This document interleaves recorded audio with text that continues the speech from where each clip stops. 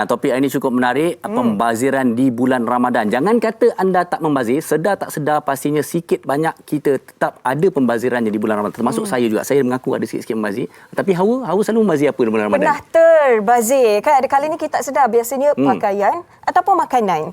Suka shopping ni. Tak adalah keperluan. Kadang-kadang bazir masa bulan Ramadan. Banyak tidur dan sebagainya, berehat.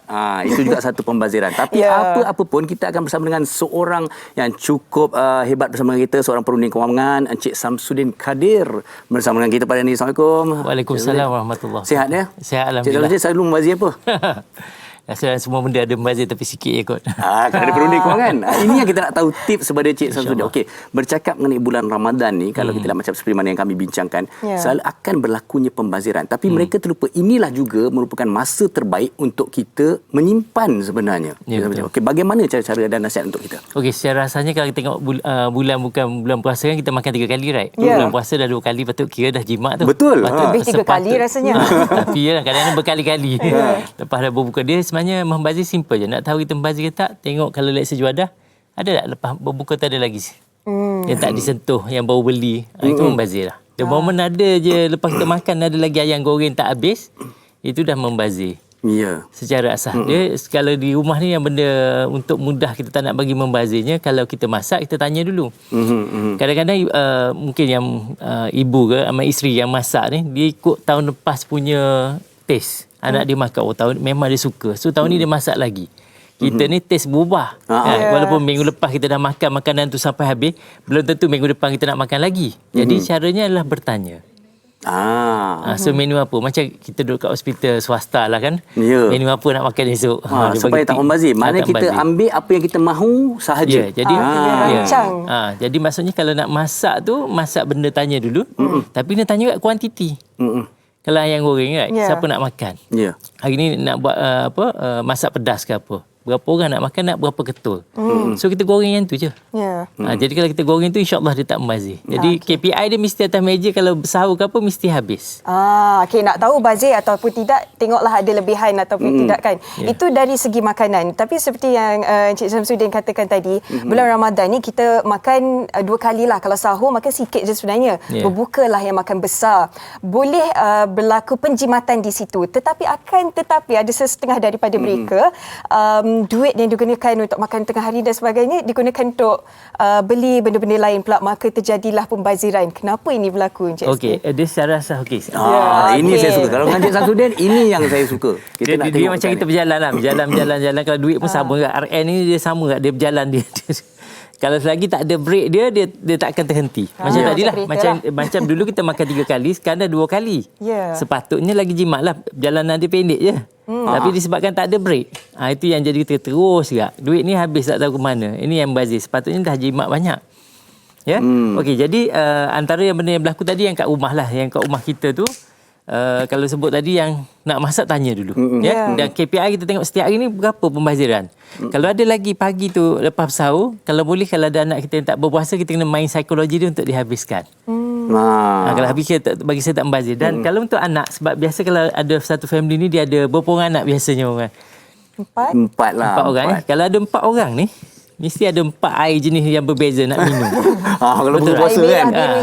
Kalau kita nak layang dia, 4 orang ni, 4 air dan kedai bazar Ramadan saya tengok sekarang dah cerdik macam pasar raya. Kalau dulu kalau belum bazar Ramadan ada yang kita boleh beli satu gelas dia tu yang RM1. Mana ada bazar Ramadan berapa ringgit?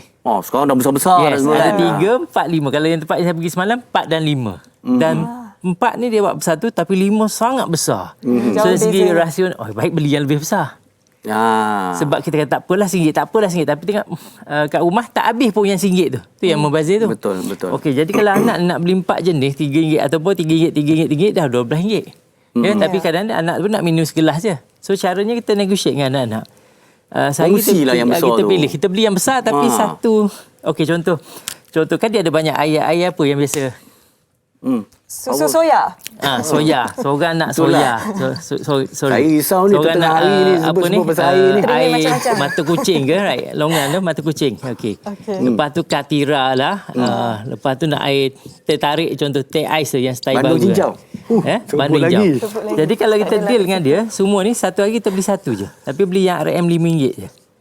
RM5 tu pun kalau kita tengok memang dia lebih manis. Tambah dengan air biasa. Ya. Still manis, just nice. So memang saya dah cuba buat uji kaji memang cukup. Untuk kalau bukan 4 je. Family saya ramai. Lebih more than that memang cukup.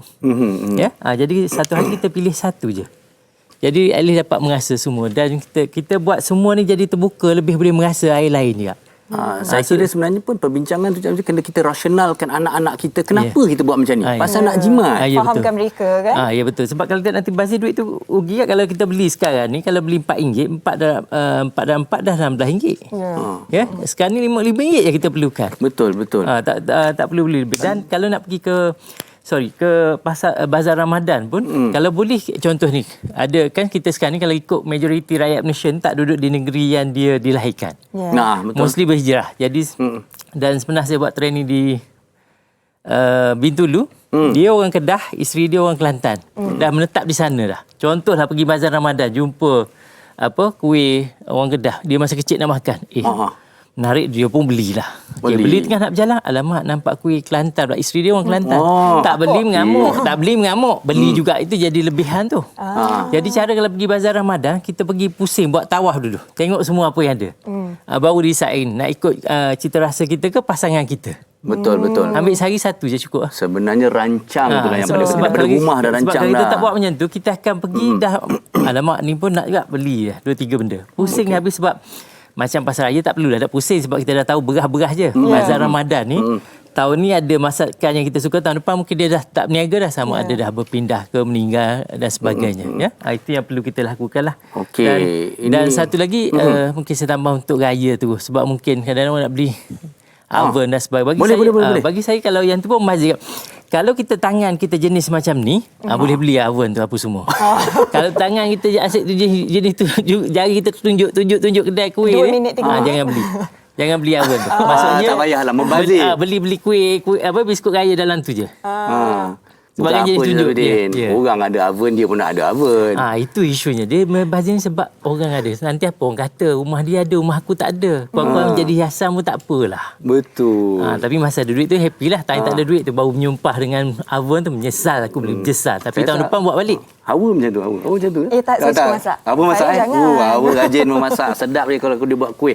Okey, Cik Samsudin, sebentar lagi kita nak tanya jugalah. Sebenarnya ini kita bercakap mengenai strategi menyimpan ataupun tidak membazir di bulan Ramadan. Pasal kalau mengikut statistik yang dikongsikan oleh penerbit kita mengatakan 10,000 tan pembaziran setiap kali bulan Ramadan dalam bentuk makanan lebihan ataupun saki-baki ni sebenarnya. Okey, kita akan kembali bersama dengan Cik Samsudin, tapi sebelum itu Hawa, kita ada juga yang telah bersedia di dalam talian video, iaitu Ustaz Jazlan bersama kita pada hari ini untuk membicarakan topik pembaziran di bulan Ramadan. Assalamualaikum Ustaz. Assalamualaikum Ustaz.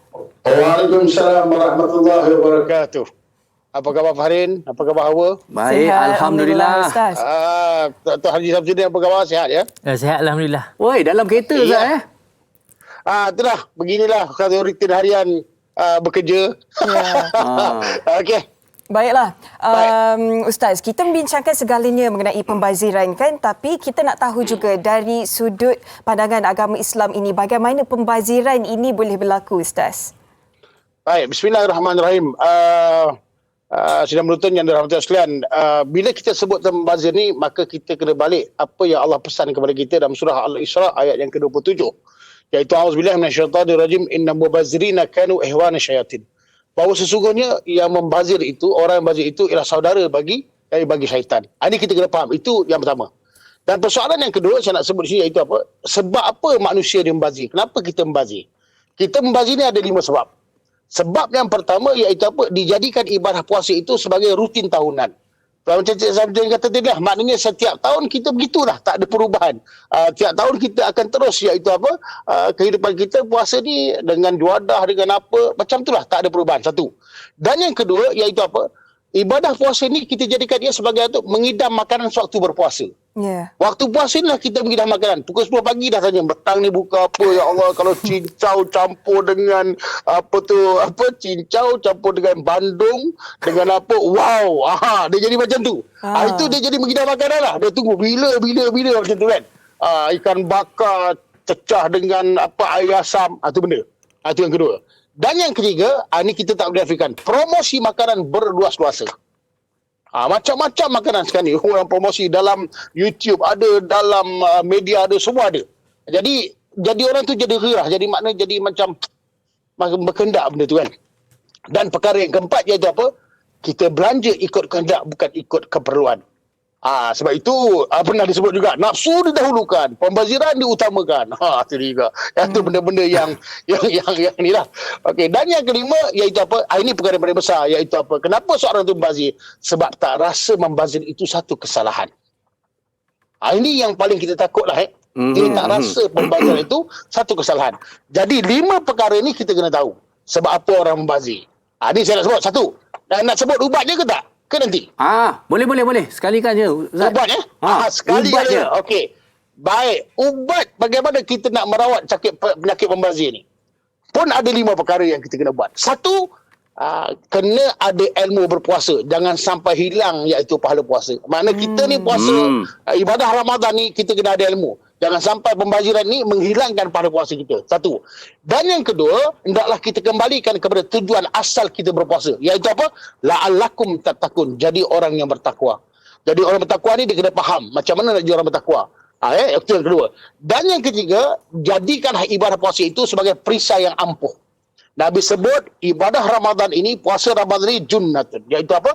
Iaitu sebagai perisai. Jadi kalau berlaku satu perkara-perkara yang boleh membazir, boleh menghilangkan pahala puasa, puasa inilah yang akan menjadi perisai kepada kita supaya kita tidak sia-sia dalam berpuasa. Dan yang keempat, ingat iaitu apa? Berwaspada dan sentiasa mengawal diri kita supaya kita jangan membazir. Dan akhirnya yang kelima, iaitu jadikan amalan yang berlebihan itu sebagai satu sedekah. Kalau kita memang biasa belanja banyak, boleh, tak ada masalah. Kita belanja banyak itu, hendaklah kita sedekahkan. Jadi, tukar pembaziran itu dengan sedekah. Dan di situlah kita tukar iaitu amalan yang buruk itu menjadi amalan yang baik. Allahualam. Okey, cantik tu Ustaz. Saya suka betul yang mana kalau daripada kita membazir, baik lagi kita orang kata sedekahkan bajet tu untuk jadi bajet sedekah Ustaz. Ya, betul. Ya, betul. Okey Ustaz. Mungkin ini soalan akhir daripada kami. Kalau kita dah berbicara mengenai orang kata berbelanja, makanan dan sebagainya kan. Tapi kadang-kadang orang tak sedar dalam bulan Ramadan ni adalah masa kita merebut pahala, merebut orang kata pelbagai keberkatan Ramadan ni. Ada juga mereka yang membazirkan perkara-perkara lain seperti bazirkan masa, bazirkan peluang dan pelbagai lagi. Mungkin apa komen Ustaz? Baik, betul. Sebab itu Allah SWT berjawab dalam Quran bahawa sesungguhnya membazir itu salah. Membazir itu dia tidak seperti pada makanan saja. Maknanya ada yang membazir masa. Kan? Ada yang membazir mensia-siakan ibadah puasa, ada yang membazir berkaitan dengan jual beli dan sebagainya. Jadi dia tidak tertakluk pada makanan. Tapi biasanya bulan Ramadan kita akan fikir buat makan lah. Tapi sebenarnya orang yang membazirkan masa, bulan Ramadan tidur panjang. Dia katakan tidur tu ibadah, betul. Tapi kalau dari tidur tu melibatkan pekerjaan dan sebagainya, maka jadi membazir lah. Begitu juga percakapan. Dari bulan Ramadan ni tak ada kerja lain. Bercakap aja. Tapi bercakap benda yang lara. Benda yang lara tu membazir lah. Begitu juga hati. Hati kadang-kadang kita pun jadi membazir hati kita ni. Sepatutnya kita masukkan zikir, masukkan takwa. Tapi kita jadi mazmumah. Rasa tak puas hati, rasa nak itu, nak beli, nak itu, nak ini. Mana kita melayan kita punya nafsu ni yang telah dididik oleh syaitan sebab bulan. Itu yang kadang-kadang kita jadi lara. Dan jangan sampai nanti Nabi sebut rubba saim laisa lahu min siyami illa ju' wal ats. Iaitu apa? Jangan sampai nanti puasa kamu ini kamu berpuasa tapi tidak akan dapat apa-apa melainkan lapar dan dahaga, dan tidaklah jadi kamu bangun malam itu mendapat pahala, melainkan apa? Melainkan penat sahaja. Itu yang kita takut. Oleh sebab itu saya nak nasihatkan diri saya, kita semua bulan Ramadan ni kita jaga panca indera kita, hati kita, akal kita, didik supaya ia menjadi kita ini jadi orang yang bertakwa kepada Allah, insya-Allah. Insya-Allah. Terima kasih Ustaz atas perkongsian. Memang sama-samalah kita didik diri kita, dapat kita lihat sudut pembaziran ni bukan dari segi kewangan tetapi masa juga ya Ustaz. Terima kasih atas perkongsian. Selamat berpuasa Ustaz. Assalamualaikum. Selamat berpuasa. Waalaikumsalam. Baik, okey. Baik, Hawa, kita kembali bersama dengan Cik Samsudin. Okey, kalau kita dah lihat kan sebenarnya kan pembaziran itu bukan sahaja daripada satu sudut saja, ada sudut yang lain. Okey, tapi sekarang bersama dengan Cik Samsudin kita nak tahu juga dalam pandemik COVID-19, orang selalu merungut cakap tak cukup duit dan pelbagai bagaimana nak menyimpan duit. Kita tak boleh nak menyalahkan kewujudan bazar Ramadan. Kita tak salahkan peniaga, masing-masing cari rezeki. Tapi saya kira sebenarnya inilah juga masa yang terbaik untuk kita menstruktur semula perbelanjaan untuk penyimpanan jangka masa panjang yang bukan bulan Ramadan, bukan raya, tapi mungkin sepanjang tahun. Bagaimana kita nak strategikan tu? Okey, satu daripadanya contoh kita tengok bazar Ramadan, right? Kalau kita bawa duit dengan dompet kita sekarang ni, berapa ada pun mungkin habis kalau jumpa benda yang kita nak makan. Tapi kalau kita limit, nanti yang kata di break tadi, kalau secara asas breaknya adalah kalau nak pergi bazar Ramadan, kita kira dulu berapa keperluan. Daripada gaji kita tu, peruntukan kalau kita tengok yang sebelum ni saya pernah buat secara asasnya. Asas yang bulan puasa ni kita belanja terlebih daripada lain pula. Dia patut tak boleh, dia sepatutnya tak boleh. Dia sebenarnya 70% dengan 30 lah, ya. Yang 70% je yang kita boleh belanja sampai sini, ya. Inilah rumah, kereta, angsuran semua kat sini, termasuk dengan bajet bazar Ramadan, ya. Jadi kalau untuk sebulan untuk makan belanja dapur, dia sebenarnya simple je. Belanja dapur tu kita convert jadi bazar Ramadan sebahagiannya untuk kan bajet dapur tu kena kurang lah kalau beli. Sebab ada setengah orang masak je. Kalau masak tak ada masalah. Still bajet dapur tu ditukar untuk bajet bulan Ramadan. Cuma kalau yang makan beli kat luar mungkin untuk berbuka je, sahur masak. So dia nak tengok bajet dia yang sebelum ni. Dia mesti duit ni. Dan kalau dia rasa terbabas juga, pergi kedai bawa terus. Contohnya kita dah kira bajet RM50 sehari. Selama 30 hari memang nak berbuka, nak beli jugalah lauk daripada luar. So kita bajet contoh RM50 contoh. Tengok atas masing-masing lah. Yang duit lebih mungkin 100. Yang kurang-kurang. Kalau 50 kita bawa 50 je cash. Jangan bawa lebih. Kalau kita tak boleh. Kalau jenis memang pergi memang sangkut. Lebih. So pergi kan bawa drive je. Kalau bazar Ramadan biasa kita pergi kat rumah. Dekat rumah jalan kaki ataupun drive pun tak payah bawa dompet. Bawa duit RM50 tu je. InsyaAllah memang dia takkan terbabas dah. Sebab 50 je ada. Sebab kedai jarang dah guna. QR code ada tapi jarang. Betul. Saya tengok bazar Ramadan dia kurang ada. Betul. Semuanya tunai. Jadi belanja gunakan yang ni. Hidup kita pun selepas Ramadan pun memang kena 70%, ya. Dan sebolehnya kalau musim Ramadan ni kita pindahkan terus duit kita, duit maksudnya tak dapat gaji ni pindah terus ke tempat lain. Contoh kita nak jimat cepatlah asingkannya. Sebab dengan pandemik ni sebenarnya ada untung sebab raya kita tak perlu kos yang macam dulu. Balik kampung. So saya rasa ribu-ribu boleh diselamatkan. Betul jadi juga. Patutnya Ramadan dengan raya ni banyak orang habis hutang sepatutnya. Kalau tambah hutang mana something wrong dengan kita. Mana terbalik dia mesti habis hutang. Habis hutang ataupun aset kita bertambah. Dua tu. Kalau tak berlaku memang kita ni macam tadi takut nanti orang kata tu penyakit yang paling teruk. Betul. Rumah orang ada apa kena ada ni. Sebab raya macam tahun lepas saya pun terkejut ada satu wanita lah dia hantar emoji kat saya menangis. 7,000 lebih habis untuk raya. Sedangkan masa tu ada pergi rumah orang tak ada. Ada tamu datang tak ada. Tahun lepas? Maknanya masa COVID tu pun berbelanja sampai 7,000 untuk raya dia kata. Itu maksud dia memang tak boleh. Memang sistem dia habis lah. Maknanya orang kata kalau COVID tu kena reformat balik dah. Mana cara pemikiran dia tak boleh dah. Betul. Sebab musim tu, musim yang duduk kat rumah tak boleh gerak tu pun dia boleh habis. Yalah memang online kan. Ujung jari. Itu sebab duit tu kena pindah.